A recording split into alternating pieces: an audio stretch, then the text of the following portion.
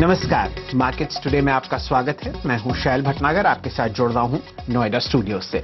आइए आज बाजार पर नजर डालते हैं। लगातार छठे दिन आपने शानदार तेजी देखी बाजार में। बेहतरीन तरीके से निफ्टी आपके सामने गैप अप खोला 10,000 रुपए के ऊपर। यह स्तर 52 सेशंस के बाद दोबारा आपके बाजार पर आता हुआ दिख रहा है। आज की तेजी में इस इंडेक्स ने लगभग 80 अंक कमाए और 10,061 के आसपास आपको निफ्टी बंद होता हुआ दिखेगा। दिन में दोपहर की तरफ क्योंकि साइक्लोन था तो बहुत सारे ब्रोकर्स ने अपने क्लाइंट्स को एडवाइस किया कि आप मुनाफा वसूली करें और इस वजह से आपने हल्का सा मुनाफा आता हुआ देखा लगभग 3 बजे से। लेकिन शानदार तेजी बरकरार है और आज 82 अंक ऊपर 10,061 के आसपास आपको मार्च 13 के हाईएस्ट लेवल पर निफ्टी बंद होता हुआ दिखेगा। साथ ही साथ बैंक निफ्टी पर नजर डालिए। यहां पर आपने 410 अंक की तेजी आते हुए देखी। इंडेक्स 2% ऊपर बंद हुआ 20,940 पर। इंट्राडे लेवल्स अगर आप देखें तो बैंक निफ्टी पर लगभग 1,000 पॉइंट की तेजी थी और वो धीरे धीरे आखिर में हल्की सी मुनाफा वसूली के साथ 600 पॉइंट काटे गए और लगभग आपने 410 अंक की तेजी आते हुए देखी आखिर तरफ। सेंसेक्स की तरफ नजर डालेंगे तो वहां पर भी आपने इसी तरीके की तेजी देखी, लगभग 1% ऊपर 284 अंक के फायदे के साथ 34,110 पर आपको सेंसेक्स बंद होता हुआ दिखेगा। आज बहुत शानदार आपने ट्रेडिंग होती हुई देखी। अगर आप ट्रेडिंग रेंजेस की तरफ ध्यान दें तो निफ्टी के हाई और लो के बीच में लगभग 141 पॉइंट का दायरा था। अगर आप पिछले 9 ट्रेडिंग सेशंस देखते हैं तो लगभग आपने 1300 अंक की बढ़त निफ्टी पर आते हुए देखी है। बैंक निफ्टी पर आपने लगभग 4,000 पॉइंट की रैली आते हुए देखी है पिछले 9 सेशंस में और यहां पर आपने 21% की तेजी आते हुए देखी है। ट्रेडिंग रेंजेस बैंक निफ्टी पर दिन के हाई और लो के बीच में थी 800 पॉइंट। ये इंडेक्स एक्चुअली गैप अप खोला था। एडवांस डिक्लाइन रेशियोज पर नजर डालिए। बहुत ही सही तरीके से बुल्स का कंट्रोल पूरे मार्केट पर बरकरार है। आज निफ्टी में 50 में से 34 शेयर्स आपको हरे निशान में बंद होते हुए दिख रहे हैं। सुबह का आंकड़ा ये था लगभग 42। हल्की सी मुनाफा वसूली की वजह से कुछ एक्स्ट्रा शेयर्स थे जो आपको लाल निशान में बंद होते हुए दिखे। निफ्टी बैंक पर ध्यान दीजिए। सुबह यहां पर आंकड़ा था 12 और 0, यानी कि 12 के 12 शेयर्स जो बैंक निफ्टी का हिस्सा हैं वो हरे निशान में थे। बंद होते वक्त 8 पर आपने हरा निशान देखा और 4 लाल निशान में आपको बंद होते हुए दिखे। निफ्टी एफएनओ जहां पर दिग्गज बहुत जबरदस्त तरीके से पोजीशंस लेते हैं इंस्टीट्यूशनल प्लेयर्स, वहां पर 80 फ्यूचर्स आपको हरे निशान में बंद होते हुए दिखेंगे। साथ ही साथ सेंसेक्स पर नजर डालिए। 30 में से 18 ऐसे स्टॉक्स थे सेंसेक्स पे जो आपको हरे निशान में बंद होते हुए दिखे। ब्रॉडर मार्केट्स में इसी तरीके से बुल्स का वर्चस्व बिल्कुल बरकरार था। एनएससी पर लगभग 1240 ऐसे शेयर्स हैं जो आपको हरे निशान में बंद होते हुए दिखेंगे और मात्र 570 पर आपने लाल निशान देखा। साथ ही साथ बॉम्बे स्टॉक एक्सचेंज पर सिर्फ 860 ऐसे शेयर जो आपको लाल निशान में बंद होते हुए दिखे और 1658 शेयर्स ऐसे जहां पर आपने शानदार हरा रंग देखा। चलिए आपको अपने पैनल से मिलाते हैं। हमारे साथ वीरेंद्र जी जुड़ेंगे जो हमेशा की तरह अपनी राय व्यक्त करेंगे फ्यूचर्स एंड ऑप्शंस पर, किस तरीके से निफ्टी पर और बैंक निफ्टी पर इंस्टीट्यूशनल प्लेयर्स पोजीशंस ले रहे हैं और किस तरफ आपको ये इंडेक्स थर्सडे के ट्रेड में जो कि वीकली एक्सपायरी है जाता हुआ दिख सकता है। वरुण जी हमारे साथ जुड़ेंगे, वो आपसे साथ शेयर करेंगे निफ्टी का 10,000 से 10,000 का सफर। पिछले 52 सेशंस में कौन कौन से सेक्टर्स और इंडिसेस ने आउट परफॉर्म और अंडर परफॉर्म किया है। दीपाली जी आपको बताएंगी पीएसयू की शानदार रैली के बारे में और साथ ही साथ यतिन हमारे साथ जुड़ेंगे, वो आपको डीलिंग रूम चेक देंगे। हमेशा की तरह हमारे आज के गेस्ट हैं राजेश पालविया साहब, एक्सिस सिक्योरिटीज में शानदार तरीके से चार्ट्स पढ़ते हैं। पहले वीरेंद्र जी से शुरू करते हैं। वीरेंद्र जी बताइए आज क्या हुआ एफएनओ में। लगातार छठे दिन आपने तेजी देखी है निफ्टी और बैंक निफ्टी में, किस हिसाब से पोजिशनिंग हो रही है कॉल्स और पुट्स में इन दोनों इंडिसेस की। देखिए कल 4 जून के वीकली कॉन्ट्रैक्ट की एक्सपायरी है और एक बहुत स्ट्रांग और सब्सटेंशियल मूव के बाद अगर मैं पुट्स का कंसंट्रेशन देखूं तो 2 जगह पे है। आज 10,100 की पुट काफी बिकी, आज 10,000 की पुट काफी बिकी और थोड़ी बहुत राइटिंग 99 और 9950 की रेंज में है। लेकिन आखिरी मिनट के इस डिप को कंसिडर करते हुए मुझे लगता है कि कल का स्ट्रांग बेस जहां पे कहीं निकल के आता है वो है 9950, 9980 और 10,000। ये 50 पॉइंट काफी क्रिटिकल रहेंगे निफ्टी के लिए। जहां तक ऊपर का सवाल है, मैंने रेजिस्टेंस का 10-200 की कॉल में सबसे बड़ा आउटस्टैंडिंग हुआ है 21,56,000 का, जो कि इंडिकेट करता है कि आज का हाई और 10-200 यानी 10,180 10,200 एक रेजिस्टेंस के तौर पे काम करेगा। ये 250 पॉइंट की चैनल। निफ्टी बैंक थोड़ा सा वाइल्ड रह सकता है। निफ्टी बैंक में स्ट्रॉन्ग ओआई कंसंट्रेशन अगर किसी पुट में है तो याद रखिए वो है अब 20,000 की पुट, जहां पे करीब 6,55,000 पुट खड़ी हैं। तो 20,200 20,300 एक स्ट्रॉन्ग बेस के तौर पे काम करेगा। और जहां तक रेजिस्टेंस का सवाल है, रेजिस्टेंस इसके लिए आएगा करीब 21,200 और 21,500 की रेंज में। ये 300 पॉइंट इसके लिए एक रेजिस्टेंस का तौर पे काम करेंगे, क्योंकि इसी रेंज में लगभग 6.25 लाख कॉल्स खड़ी हुई हैं। पालवे साहब, ये प्रश्न आपके लिए है। आपने सुना वीरेन जी किस तरीके से आपको बता रहे थे कि आपने तेजी देखी है आज बाजार में और कॉल्स और पुट्स की क्या पोजीशनिंग है। बैंक निफ्टी पर आप 4,000 अंक बढ़ते हुए देख रहे हैं पिछले 9 दिन में, और निफ्टी पर आपके सामने लगभग 1,200 अंकों की तेजी है। अब बताइए किस हिसाब से चार्ट्स पर आप अपने आप को पोजीशन कर रहे हैं वीकली एक्सपायरी के लिए थर्सडे को। गुड इवनिंग शैल जी देखें तो चार्ट पैटर्न के हिसाब से तो ट्रेंड अभी भी पॉजिटिव है। हालांकि आज हायर साइड से एक प्रॉफिट बुकिंग बोले या एक्सपायरी के पहले थोड़ा सा एक मुनाफा वसूली जिसको बोल सकते हैं हम, वो एक देखने को मिला। लेकिन फिर भी अगर हम देखें तो ओवरऑल सेटअप अभी भी पॉजिटिव है, और कोई भी डिक्लाइन टुवर्ड्स 10,000 के लेवल के आसपास निफ्टी में आता है तो बिल्कुल वो बाइंग अपॉर्चुनिटी है। तो मेरे हिसाब से जो रेंज है अभी यहाँ से बाइंग की वो 10,060 10,030 की रेंज में निफ्टी मिलता है, तो बिल्कुल बाय करके चलना चाहिए। 9,970 जो कि वीरेन जी भी ये लेवल को हाईलाइट कर रहे थे, मेरे हिसाब से भी 9,970 ये काफी इंपॉर्टेंट लेवल रहेगा कल के सेशन के लिए। ये स्टॉप लॉस से बाय करेंगे निफ्टी को, और मुझे लगता है कि वापस से हम 10,150 10,200 तो ये टारगेट रहेंगे। ओवरऑल देखें तो सेटअप पॉजिटिव है। बाय ऑन डिप्स की स्ट्रेटेजी ही अडॉप्ट करना चाहिए। बैंक निफ्टी की भी बात करें तो बैंक निफ्टी भी कंफर्टेबली अब 20,600 650 के ऊपर ट्रेड कर रहा है, उसके ऊपर ही हमने क्लोज किया है। तो ये बैंक निफ्टी में भी 20,900 20,800 ये एक रेंज रहेगी, यहाँ पे बाय करेंगे। 20,650 का स्टॉप लॉस रहेगा कल के सेशन के लिए, और ऊपर में मुझे लग रहा है वापस से बैंक निफ्टी अटेम्प्ट करेगा 21,300 से 21,400, ये टारगेट हमें लगता है कि वापस देखने को मिलेंगे। तो ओवरऑल ट्रेंड पॉजिटिव है दोनों इंडेक्सिस में। कोई भी डिप मिलती, करेक्टिव एक्शन मिलती तो उसको बाय करके ही चलना चाहिए। चलिए, तो बाय ऑन डिप्स की स्ट्रैटेजी आपको पालविया साहब सजेस्ट कर रहे हैं।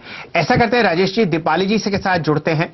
आज जो आपने पीएसयू बैंकिंग सेक्टर में रैली देखी है वो देखते ही बनती है। शानदार तरीके से छोटे, मंझले और बड़े पब्लिक सेक्टर बैंक्स बहुत ही जबरदस्त वॉल्यूम और प्राइस एक्शन के साथ हरे निशान में बंद हुए हैं। तो पहले दीपाली जी से समझते हैं कि यह रैली क्यों हुई और कौन कौन सा ऐसे स्टॉक्स थे जहां पर गहरा हरा निशान देखा गया, फिर उन पर टेक्निकल कॉल आपसे लेंगे। दीपाली जी बताइए क्या हुआ आज रैली में। निफ्टी पीएसयू बैंकिंग इंडेक्स पर आपने शानदार तेजी आते हुए देखी और ये इंडेक्स आपके सामने बंद हुआ 5% ऊपर 1284 पर।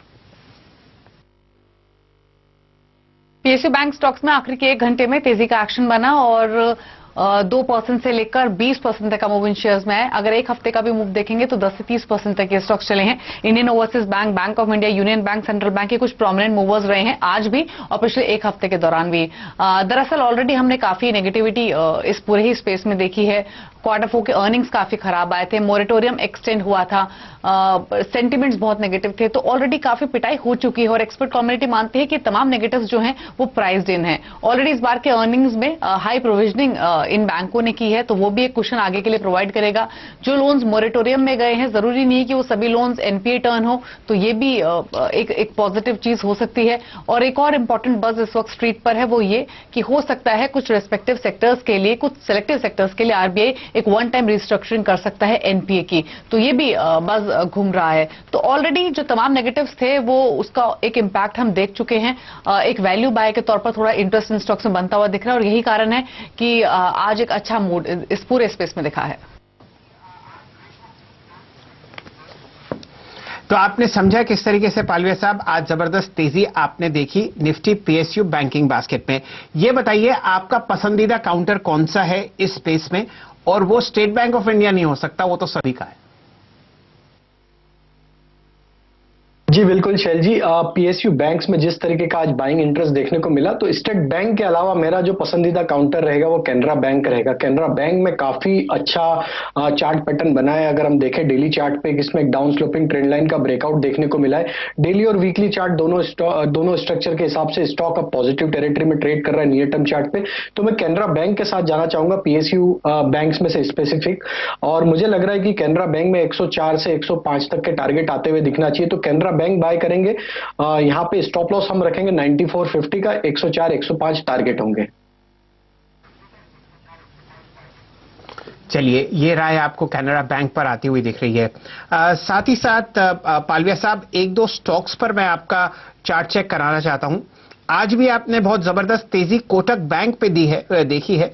ये स्टॉक लगभग 3% ऊपर बंद हुआ है 1386 पर।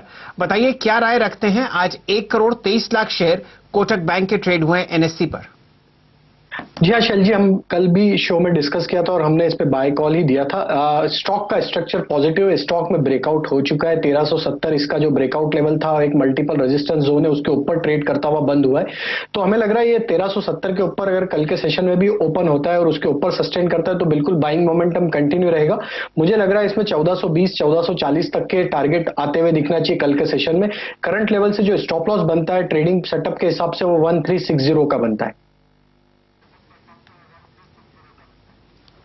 चलिए, कोटक पर आपको एक बहुत शानदार बाय कॉल मिली।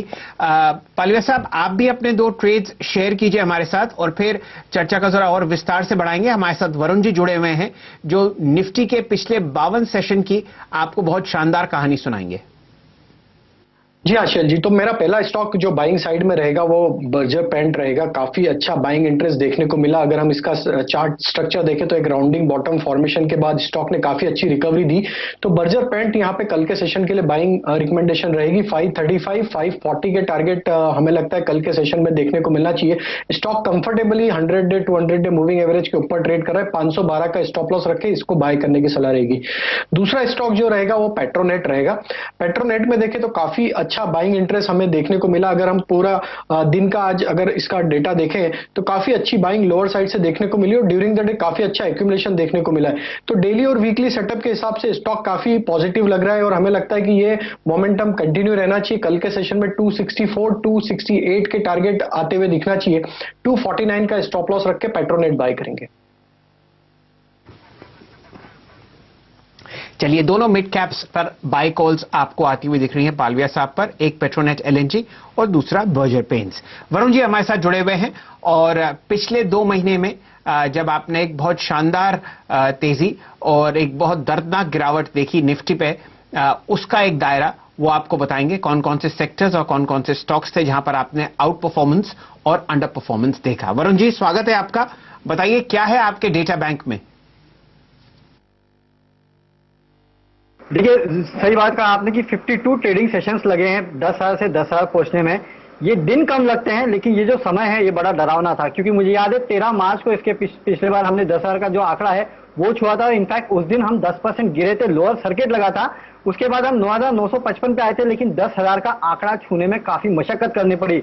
उसके बाद 7,500 तक गए। उसके बाद देखिए आप रिकवरी आई है और आज 52 ट्रेडिंग सेशंस के बाद हम दरअसल 10,000 का आंकड़ा छुआ है हमने। इस बीच अगर आप देखें तो सबसे बुरी हालत वैसे तो बैंक निफ्टी की रही है, क्योंकि बैंक निफ्टी में देखिए करीब 16% के आसपास की गिरावट देखने मिली। उसमें भी पीएसयू बैंकिंग स्पेस जो है उसमें सबसे ज्यादा दबाव रहा है, करीब 18.5% के आसपास का। लेकिन बैंकिंग सेक्टर को अगर आप छोड़ दें तो जिन सेक्टर्स ने असली में परफॉर्मेंस दिया है और निफ्टी को 10,000 तक लाने में सबसे ज्यादा मदद की है, उसमें फार्मा सेक्टर था 37%, एनर्जी सेक्टर यानी कि ऑयल एंड गैस करीब 16% और एफएमसीजी में करीब 13.5% के आसपास का उछाल देखने मिला। और बैंकिंग को अगर आप छोड़ दें तो इसके अलावा रियल एस्टेट सेक्टर में 16% की गिरावट और एनबीएफसीज में करीब 14% के आसपास की गिरावट हुई। जिन स्टॉक्स ने सबसे अच्छा परफॉर्म किया उसमें सिप्ला था, फार्मा सेक्टर का 52%।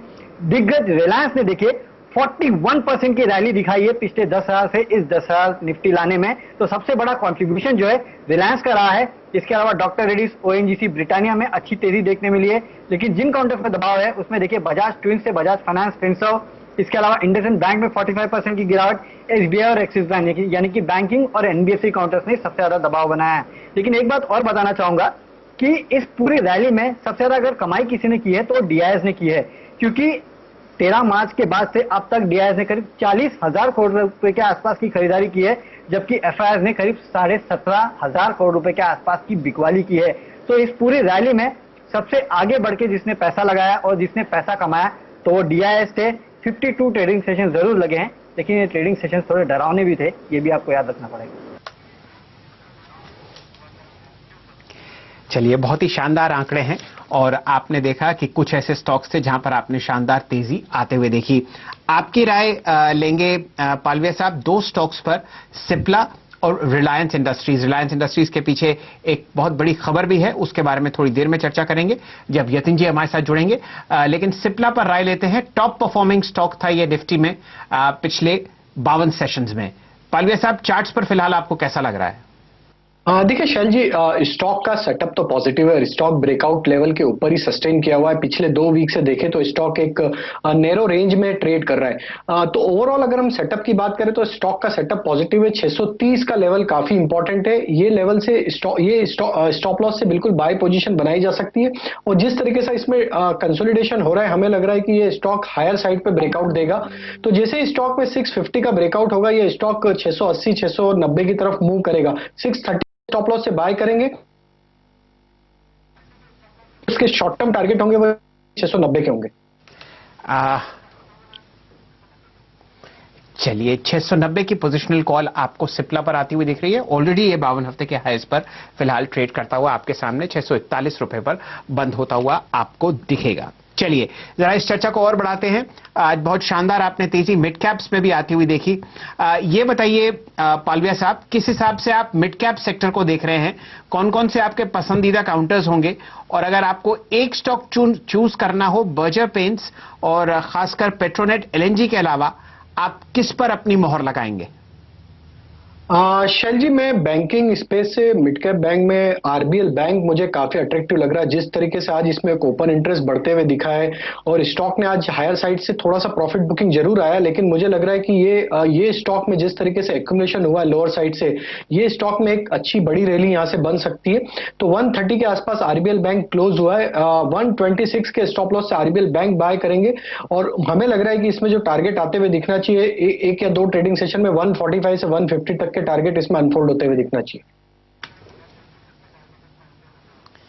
चलिए, आज आपके सामने लगभग 690 करोड़ के टर्नओवर के साथ आपको आरबीएल बैंक बंद होता हुआ दिखा, लगभग 130.75 पर 2.8% ऊपर।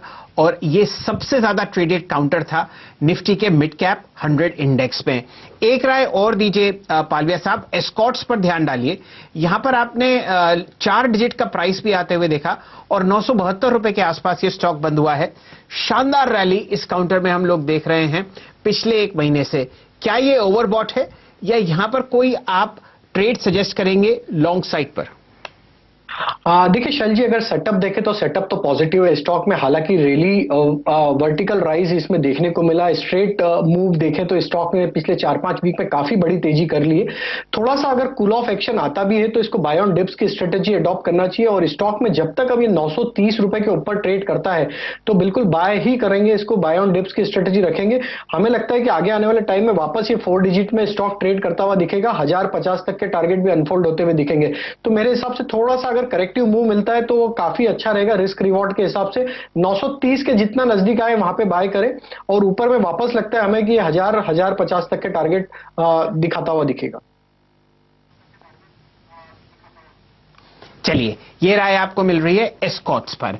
फिलहाल एक ब्रेक लेने का समय हो चुका है। बहुत शानदार आपको कॉल्स मिली हैं पालविया साहब के साथ।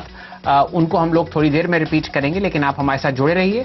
ब्रेक के बाद हमारे साथ देंगे यतिन जी, जो एक से एक बेहतरीन आपको कॉल्स देंगे कल के सत्र के लिए, वो जहां पर ब्रोकर्स अपने एचएनआईज और इक्विटी स्ट्रैटेजिस्ट अपने इंस्टीट्यूशनल क्लाइंट्स को एडवाइस कर रहे हैं पोजीशंस लेने की लॉन्ग या शॉर्ट साइड पर। जुड़े रहिए हमारे साथ, थोड़ी देर में हम हाजिर होते हैं।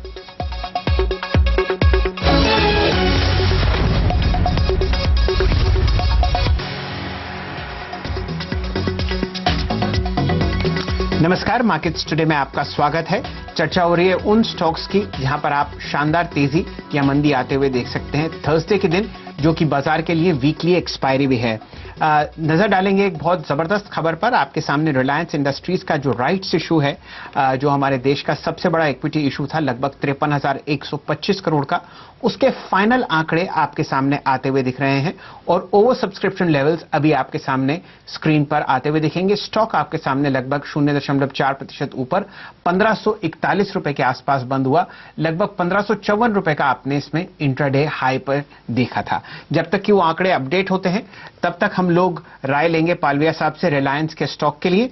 याद रखिए, सीएनबीसी आवाज और टीवी 18 का प्रभुत्व रिलायंस इंडस्ट्रीज के साथ है और इस पर आप अपने फाइनेंशियल एडवाइजर से भी राय लीजिए अगर आप कोई लॉन्ग या शॉर्ट पोजीशन रिलायंस इंडस्ट्रीज पर लेते हैं। पालविया साहब, चार्ट्स पर आपको कैसा दिखता है रिलायंस इंडस्ट्रीज कल के सत्र के लिए और पोजिशनली?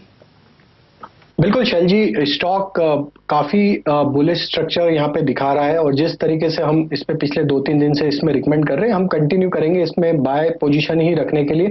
हमें लग रहा है ट्रेडिंग पॉइंट ऑफ व्यू से जो इसमें टारगेट आते हुए दिखना चाहिए वो 1580 से 1600 तक के टारगेट होंगे। पोजिशनली मुझे लगता है कि स्टॉक एक बार इसका जो प्रीवियस ऑल टाइम हाई था वो क्रॉस करेगा, उसके बाद स्टॉक में 1750 तक के भी टारगेट अनफोल्ड होते हुए दिखेंगे। थोड़ा सा पोजिशनल होल्ड करेंगे तो मुझे लग रहा है कि ये जून सीरीज में कम से कम 1620 से 1640 तक की रैली इसमें कंटिन्यू रहेगी। कल के सेशन के लिए मुझे लग रहा है 1580 तक का इसमें अपमूव कंटिन्यू रहना चाहिए। अभी यहां से जो स्टॉप लॉस बनता है ट्रेडिंग का वो बनता है 1515 का, तो 1515 के स्टॉप लॉस से बाय करेंगे, 1580 के target trading point of view से रखेंगे। चलिए, सारे डेटा फिलहाल मेरे सामने हैं। 1.6 गुना ओवर सब्सक्राइब हो चुका है रिलायंस का राइट्स इशू। कुल मिला के 53,125 करोड़ रुपए जमा करने थे और आप ये समझिए कि लगभग 55 करोड़ शेयर्स की डिमांड आपको बीएससी पर आती हुई दिख रही है और 11.8 करोड़ शेयर्स की डिमांड एनएससी पर आती हुई दिखी है। कुल मिलाकर 66.8 और 42.26 करोड़ शेयर्स जो थे वो ऑफर पर थे। 4 बजे तक ये 1.6 गुना सब्सक्राइब हो चुका है। यतिन जी हमारे साथ जुड़े हुए हैं। यतिन जी बताइए, क्या आपको आवाज आती हुई दिख रही है रिलायंस के राइट्स इशू पर और कौन से 2 या 3 ऐसे स्टॉक्स हैं जहां पर आप और आपके ब्रोकर्स एडवाइस कर रहे हैं लॉन्ग या शॉर्ट पोजीशंस के लिए? देखिए शैलेंद्र जी, रिलायंस के राइट्स इशू की खूबी ये थी कि सारा का सारा जो राइट्स इशू था उसका अंडरराइटिंग जो है, इन केस अगर इशू नहीं भरता है तो वो प्रमोटर्स पे था और प्रमोटर्स लगभग 50% हिस्सेदारी इसमें रखते हैं। तो 50% ऑफ 42 करोड़ यानी कि लगभग 21 करोड़ शेयर्स जो है प्रमोटर्स के हिस्से के थे। लेकिन अगर आप एनएससी और बीएससी का डेटा देख लें, 5 बजे का भी शैलेंद्र जी अपडेट हुआ है लेकिन ज्यादा चेंज नहीं हुआ है। लगभग 55 करोड़ शेयर बीएससी पे हैं और 12 करोड़ शेयर एनएससी पे बिड हुए हैं। तो कुल मिला के लगभग 67-68 करोड़ शेयर्स बिड हुए हैं और इशू साइज जो थी लगभग थी 42.2। तो ये अगर आप गणित कर ले तो लगभग 1.6 गुना, मतलब 1.5 गुने से ज्यादा का ओवर सब्सक्रिप्शन हुआ है। फाइनल आंकड़े जैसे ही तैयार होंगे हम बताएंगे, लेकिन कुल मिला के ये ओवर सब्सक्रिप्शन ऐसे चैलेंजिंग एनवायरनमेंट में जहां लॉकडाउन है, जहां काफी सारी बैंक्स को आजमा एप्लीकेशन प्रोसेस करने में वक्त लगा, ये 60% जो ओवर सब्सक्रिप्शन है over and above the issue size काफी अच्छा माना जा रहा है ब्रोकरेज सर्कल में। और अगर आप आगे चलते हुए देखें तो न्यूज रिपोर्ट्स भी ये सजेस्ट करती हैं कि आगे चलते हुए जियो प्लेटफॉर्म्स की ओवरसीज लिस्टिंग और जियो प्लेटफॉर्म्स की फर्दर स्टेक सेल हो सकती है। तो आगे चलते हुए भी काफी सारे ट्रिगर्स हैं रिलायंस इंडस्ट्रीज के लिए, जिसके हिसाब से यहाँ हमको काफी जबरदस्त इंटरेस्ट देखने को मिला है। खैर, ये हुई बात रिलायंस इंडस्ट्रीज के राइट्स इशू की, लेकिन अगर आप डीलिंग रूम्स की रिकमेंडेशन देखें आज की, तो एक सेल रिकमेंडेशन, 2 बाय रिकमेंडेशन थी। सेल रिकमेंडेशन थी बजाज फाइनेंस पे, क्योंकि स्टॉक ने लगभग 26% का रिटर्न दिया है एक वीक के छोटे समय गाले में। और अगर आप आज के ट्रेडिंग वॉल्यूम्स देखें तो 50% ज्यादा थे, माफ कीजिए, एक वीक के एवरेज से। और आज हमने शॉर्ट बिल्डअप देखा है वहां, तो बजाज फाइनेंस में थोड़ी बहुत मुनाफा वसूली हो सकती है, ऐसा डीलिंग रूम्स का मानना है। इसके अलावा बाय रिकमेंडेशन आ रही है उज्जीवन पे, जहां फ्रेश लॉन्ग पोजीशंस देखी हैं। इनफैक्ट उज्जीवन जो डेज हाई से करेक्ट हुआ तो बाय ऑन डिप्स की स्ट्रेटेजी भी डीलर्स बता रहे हैं यहाँ, और 5 से 7% का ट्रेडिंग अपसाइड यहाँ देखने को मिल सकता है। और कैश सेगमेंट में एरिस लाइफ साइंसेज जो कि एक फार्मा कंपनी है, जिसके नतीजे अभी आए और मैनेजमेंट की कमेंट्री भी बहुत अच्छी थी ग्रोथ को लेके, यहाँ भी एक बाय रिकमेंडेशन आ रही है।